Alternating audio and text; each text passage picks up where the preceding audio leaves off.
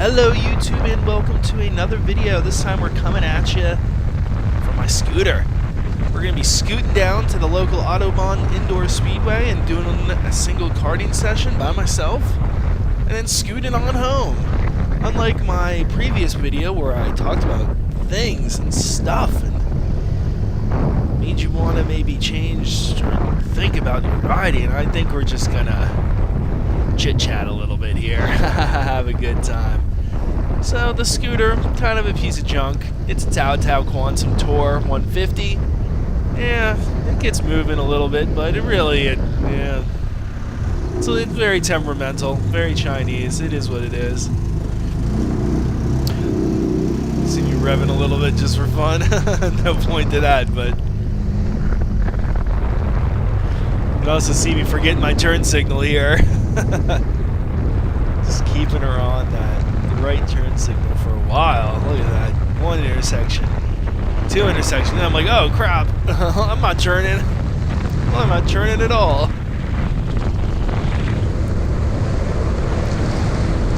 So, pretty straightforward neighborhood road, you know, not too bad. I look down a lot. Look at that. I'm always looking down at my speed. What's the point, right?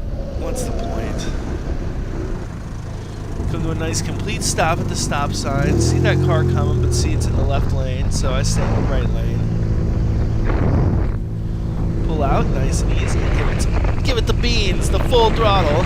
Actually cancel the turns. I'm looking down at my speed. Trying to, you know, on the scooter, I feel like I pay more attention to my speed on the scooter than I do on my other bikes, which is pretty funny. Because on the scooter, it's like, are you going fast enough? Man, the car behind me, you can't see it, but that guy, car actually followed me through that red light there and ran the crap out of that light, which is pretty bad. But what are you going to do? I'm not the police. It's not my problem. You didn't hit me. So as you're going to see pretty soon, this Autobahn is very close to my house. It's very, very close, actually. Just a few intersections, so you can see me squinting. I'm wearing a helmet and gloves. Really, that's about it. Not safe at all, but, you know, we all have an acceptable level of risk when we ride, right? Ride, drive, skydive, shoot guns, go equestrian, scuba dive in caves, you know, I mean, we all have an acceptable level of risk. So this to me is an acceptable level of risk with the helmet and the gloves. You know, I need my hands to type. That's my livelihood. And as long as my hands are okay, then I'm okay, basically. So, let's see how it goes. Looking around at all these cars. Sorry for making you wait at that light with me. But it is what it is. Oh yeah, I was looking at that guy. I think that was an FZ1. Now following the truck. Now this is a normal thing around here and around everywhere. Yeah, no turn signals. Just whatever. Deal with it. And I did. And that is what it is. I think I said nice turn signal, buddy, under my helmet. Not much else you can do besides that, right? So here we come into Autobahn. I'm actually taking a long way in here just to have a little more fun on the scoot. One thing you'll notice is that I do use both brakes a lot on the scooter. The rear brake has a lot more power on a scooter than on a normal motorcycle because the scooter is much more rear weight biased, so you have a lot more weight over the rear tire than you would on a motorcycle. So this, you know, kind of dictates that you use both brakes most of the time. Then when I'm on a parking lot situation like this, I just use the rear brake and not the front brake at all. That's my strategy, and I'm sticking to it. It works pretty well. Here I am in Autobahn, ripping it around on the go-kart. Little electric cart. Do about 13 or 14 laps. And yeah, I mean, I could talk about this, so I just wanted to see how good I could do with my weight, because, you know, I've been gaining a lot of weight recently. I went from when I started this channel, I weighed probably about 180 pounds. And today, I clocked in at 254. And I've lost weight. So, my fattest, heaviest I've been is 263. So I'm 9 pounds down or so from my heaviest weight. And I gotta admit, it doesn't feel great. I mean, physically I feel okay, I guess. But you just know when you look at yourself in the mirror and when you put on your clothes and everything that you're just not looking good, man. You're just not looking good at that weight. You know, if you're a muscular, I'm 6 feet tall, so if I'm a muscular 6 feet tall and 250 pounds, okay, not looking terrible. But I'm not muscular. I'm all fat. It's like 34% body fat. That's not good, right? I mean, that's what my scale says. So I'm on a big health kick. Not health kick. I wouldn't say that. I don't really care too much about eating healthy as heck and being like keto and this and that and all this weird fad diets that people do. I just, you know, I'm watching how much I eat very severely. Not eating out. That's the big one. I'm not eating out. I went on I'm not going to name names, but I went on like a diet where they send you food. And yeah, it's not keto. It's not Atkins. It's not any of that low carb, low fat, low anything. It's just balanced, normal food in small portions, so you eat less calories. So it's a calorie counting diet, which, you know, that's not for everyone. I'm hungry as heck right now. I've eaten about 1,100 calories today, probably. Maybe a little more, maybe a little less. You know, how can you be 100% sure?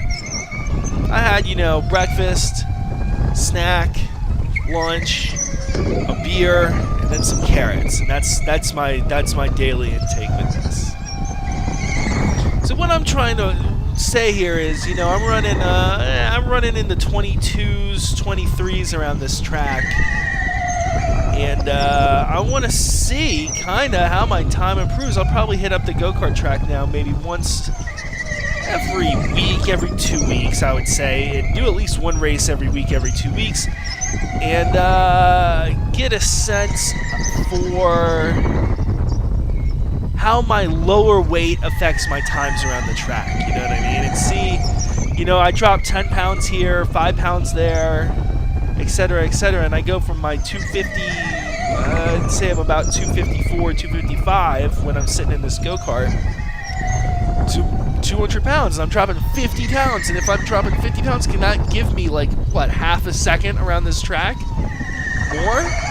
Because I'm about 1 second off the good pace. I'm about 1 second off the good pace. I'm running in the mid-23s, whereas it looks like the fast guys are running in the mid-22s.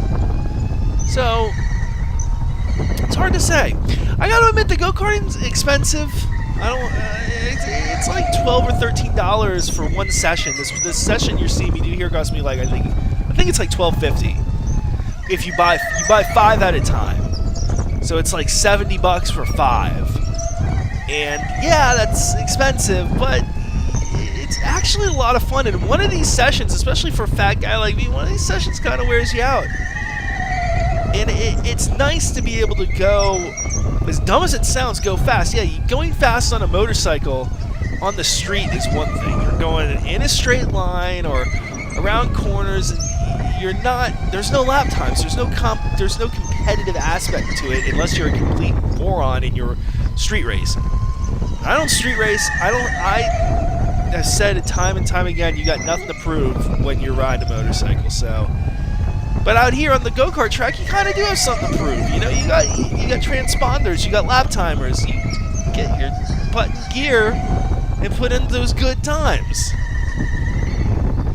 So the truck flag's out. That's it. Do a little drift around the turn there. Now it's time to head home. So back on the Scoot, starts up. Thank God, it doesn't leave me stranded. We got a little bike there. That's pretty cool. Another person rode to the go-kart track. So you do have to wear a helmet at the go-kart track, which is why, but you know, whatever. And it's pretty cool. So being able to record yourself, look at me weaving, and bobbing and weaving. Go-kart or the scooter's nimble, man. You know, it doesn't have good suspension or good brakes or good engine or good chassis or anything. You know, you put pressure on the bars and the thing will change direction pretty darn fast because it doesn't weigh a lot. It's only a 150, and I don't have it like loaded down with crap, protective equipment or, you know, it's just loaded down with my fat butt. So here you can see me coming to a complete stop.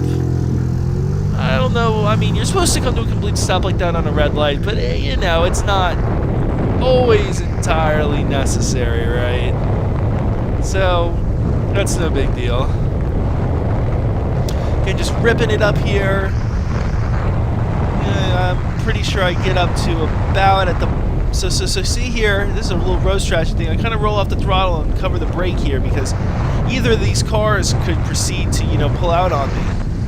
So it's best to be ready, right? So now I change lanes and really give it the beans. I'm probably doing about 50 to 55 miles an hour right now. So it's not too bad. You know, this thing gets moving downhill without, you know, having to do anything too crazy. So I catch up to this car, so I kind of slow down. You know, this is a 40-mile-an-hour road. There's no. Again, I hit the yellow light there going each way. That's pretty interesting. And then, you know, we got to turn off. So what I noticed here is I don't pull up alongside this car. I could easily pull up alongside of him.